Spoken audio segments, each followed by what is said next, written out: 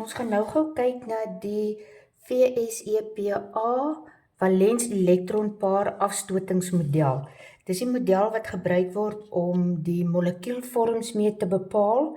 Molekuulvorms bepaal op die ou ende weer die intermolekulêre kragte. Intermolekulêre kragte bepaal die chemiese eienskappe van al die stowwe. Om die molekuul se vorm te bepaal, gaan ons die Loo-struktuur nodig hê. Soos daarom moet jy jou periodieke tabel baie goed ken. Soos maak seker jy ken jou periodieke tabel. Nou, die metode wat ons gaan gebruik om die molekuulvorms te bepaal, is deur heel eerste gaan skryf ons die Loo-strukture van al die atome wat in die binding betrokke is. Se Loo-strukture gaan skryf ons neer. Dan bepaal ons watter atome gaan waar aan die middelste atoom, die hoofatoom bou. Dan moet ons gaan identifiseer die valenspare of die alleenpare. Dis daai orbitale wat vol was, wat die gepaarde elektrone in het, wat 2 elektrone in een orbitaal het. Gaan identifiseer, heel eerste gaan identifiseer jy hulle. Dan daarna gaan identifiseer jy die ongepaarde elektrone, want dis mos nou waar die ander atome aan die sentrale atoom gaan bind. Daar gaan ons deelpare vorm. Atoom A en atoom B gee al twee 'n elektron om daar aan te bind. Soos dit is soos deelpare, die 2 atome deel die elektrone. Ons noem dit ook domeine. Hierdie aantal domeine of deelpare en valenspare bepaal die vorm.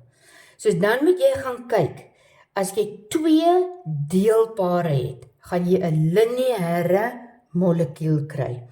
As jy 3 deelpare het, dan gaan jy 'n trigonaal planêr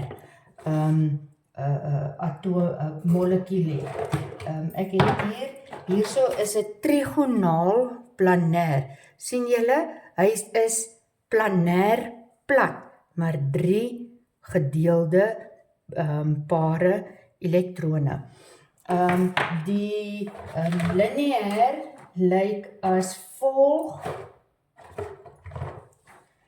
Lineêr kan of wees 2 'n dubbelbinding, maar sien hulle lê gelyk met mekaar. Dis 'n deelpaar daai. Of dit kan 2 atome van dieselfde element wees. 1 deelpaar, daar's my 2 atome. Dit is die lineêr. Hierdie een lineêr. Trigonaal planêr, net 3 deelpare, nie geen valenspare nie. En dan as daar 1 valenspaar is en 3 deelpare, gaan jou valenspaar, die 3 sien julle hier, hy is nie simmetries nie, ek probeer hom nou reg hou hier. Hy 3 deelpare, daar's my 3 deelpare, en dan het hy 1 valenspaar hierbo. Ek gaan nou net vir julle die Loo-strukture teken.